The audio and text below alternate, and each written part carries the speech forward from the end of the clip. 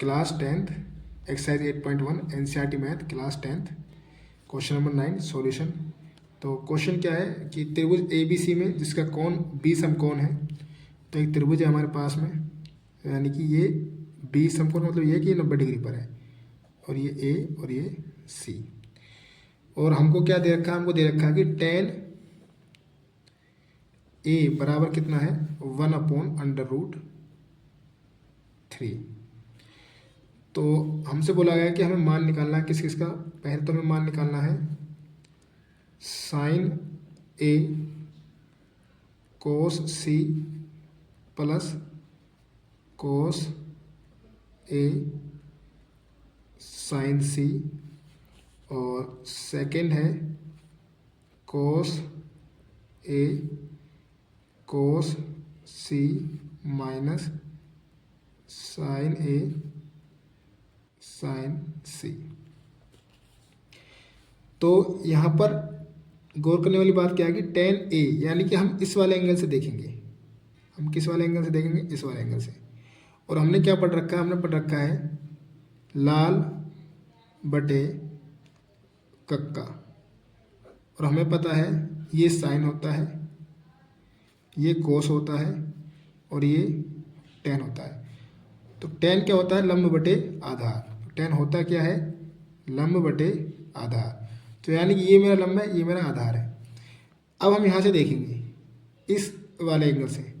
तो हमेशा हमें याद रखनी है क्या बात, कि एंगल के सामने वाली जो साइड होती है वो हमेशा क्या होती है? लंब होती है। तो यानी कि लंब की जो वैल्यू है वो कितनी हो जाएगी यहाँ पर? ये 1 हो जाएगी। तो यानी बी सी की वैल्यू 1 हो जाएगी। और आधार ये कितना हो जाएगा यहाँ पर? √3। और हमको क्या चाहिए? हमको चाहिए कर्ण, यानी कि ए सी। तो हम क्या करेंगे? पाइथागोरस परिमेय। तो पाइथागोरस परिमेय क्या होती है? कर्ण का स्क्वायर बराबर आधार का स्क्वायर प्लस लंब का स्क्वायर। तो कर्ण क्या है हमारे पास में? यहाँ पर AC है, तो यानी कि AC का स्क्वायर बराबर आधार क्या है हमारे पास में? यहाँ पर AB है, तो यानी कि AB का स्क्वायर प्लस लंब क्या है? BC, तो BC का स्क्वायर। तो AC की तो वैल्यू निकालनी है, और AB की वैल्यू कितनी है? √3। तो इसका स्क्वायर प्लस BC की वैल्यू कितनी है? 1, तो 1 का स्क्वायर, और इसके स्क्वायर से रूट कट जाएगा।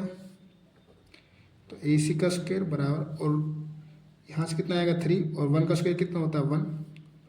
तो AC बराबर ये कितना हो जाएगा? 4 और यहाँ स्क्वायर था तो इधर जाके रूट हो जाएगा। तो यहाँ से AC की वैल्यू कितनी आएगी? 2 सेंटीमीटर। तो यानी कि ये कर्ण की वैल्यू कितनी आ गई? 2 आ गई। अब हमको मान निकालना किसका? साइन ए कोस सी प्लस कोस ए साइन सी का। तो हमको मान निकालना है किसका? साइन ए कोस सी प्लस कोस ए साइन सी का। तो हमें पता है साइन क्या होता है? लंब बटे कर्ण होता है। तो पर प्रॉब्लम क्या है? यहाँ पर बोला गया कि एंगल ए हमें यहाँ से देखना है, एंगल ए सी। तो हमारे पास में जो लंब होगा वो कितना होगा? 1 होगा, और कर्ण कितनी है? 2। तो हम ये कह सकते हैं कि साइन ए की वैल्यू कितनी हो जाएगी? 1/2, 1/2 इंटू कोस सी। तो अब कहाँ से देखेंगे? एंगल सी से देखेंगे। अच्छा, कोस क्या होता है? आधार बटे कर्ण होता है। तो इसके सामने ये क्या है? लंब है, तो आधार क्या होगा? 1, और कर्ण कितनी है? 2। तो यानी कि 1/2 प्लस कोस ए। तो यानी कि अब किससे देखेंगे? एंगल ए से देखेंगे। तो ये हमारे पास में क्या हो जाएगी? लंब हो जाएगी। और ये हमारे पास में क्या होगा? आधार, और ये क्या होगी? कर्ण। और कोस होता क्या है? आधार बटे कर्ण। तो इसका मतलब आधार क्या है अब हमारे पास में यहाँ पर? √3। तो √3 बटे कर्ण तो कभी बदलते नहीं है, तो 2 इंटू साइन सी। तो साइन सी, साइन क्या होता है? लंब बटे कर्ण। तो ये हमारे पास में क्या हो जाएगी? लंब हो जाएगी √3, और कर्ण कितनी है? 2। तो यहाँ से कितना आएगा? ये 1/4 प्लस ये कितना आएगा यहाँ से? 3/4। अब इनका एलसीएम लेंगे कितना आएगा? 4, और ऊपर क्या आएगा 1+3, तो यानी कि कितना आएगा 4/4, और जब इसको काटेंगे तो कितना आएगा ये 1। तो इसका आंसर तो 1 आ गया। अब सेकंड वाला पार्ट वो क्या था, cos A cos C minus sin A sin C।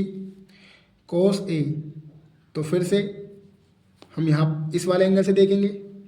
अच्छा, cos होता है क्या, आधार बटे कर्ण, तो ये तो हमारे पास में लंब हो गया, तो आधार क्या होगा √3, तो √3/2। और cos C अब हम यहाँ से देखेंगे तो ये लंब है, आधार क्या होगा 1, तो 1/2 माइनस sin A, तो हम यहाँ से देखेंगे तो ये होगा हमारे पास में लंब, तो यानी कि 1/2, और sin C यानी कि हम यहाँ से देखेंगे तो लंब क्या हो जाएगा √3/2।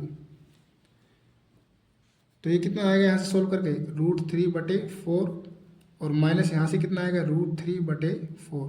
तो ये प्लस का √3/4, ये माइनस का, तो एक दूसरे से कट जाएंगे, तो यहाँ से हमारे पास आंसर कितना जाएगा 0। तो ये इसका आंसर हो गया। तो इसी के साथ ये हमारा क्वेश्चन हो गया complete. Concrete dreams with a neon glow.